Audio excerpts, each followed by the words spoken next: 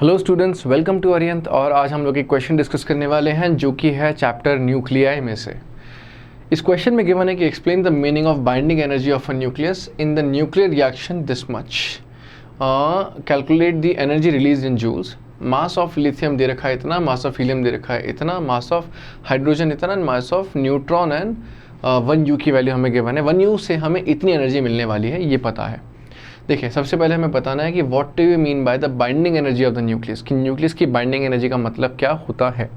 तो binding energy का मतलब होता है कि जब न्यूक्लियस बन रहा है तो कितनी एनर्जी रिलीज हो रही है, या फिर कितनी एनर्जी देने पर न्यूक्लियस एब्लिटरेट हो सकता है, पूरी तरीके से टूट सकता है।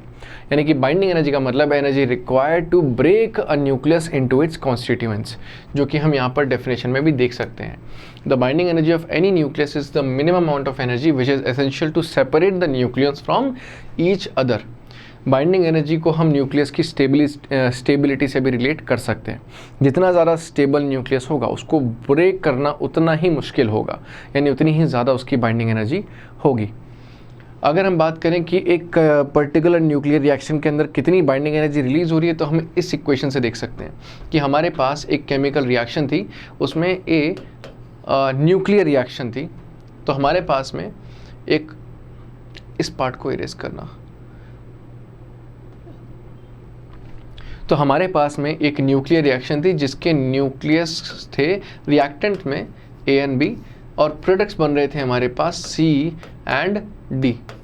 यहाँ पर हम देखेंगे total mass of the reactant side की भाई हमारे पास जिन चीज़ों से बेसिकली न्यूक्लियर रिएक्शन हो रहा है उनका टोटल मास कितना है, यानी कि total mass on the left side यानी कि Ma प्लस Mb, और राइट साइड में टोटल मास है Mc प्लस Md।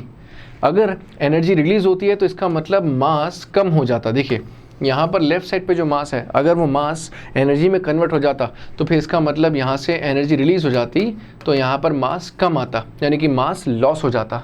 और अगर एनर्जी एब्जॉर्ब हुई होती तो मास बढ़ जाता।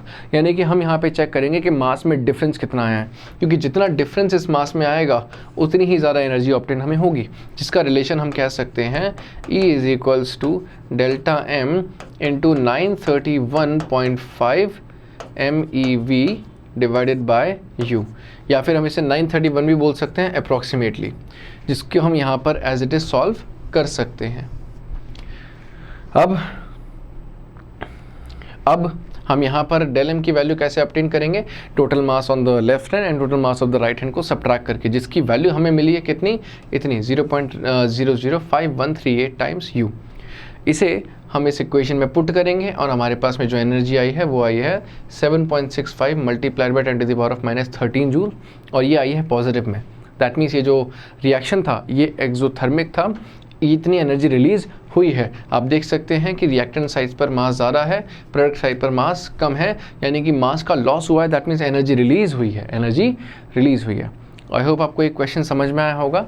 Thank you.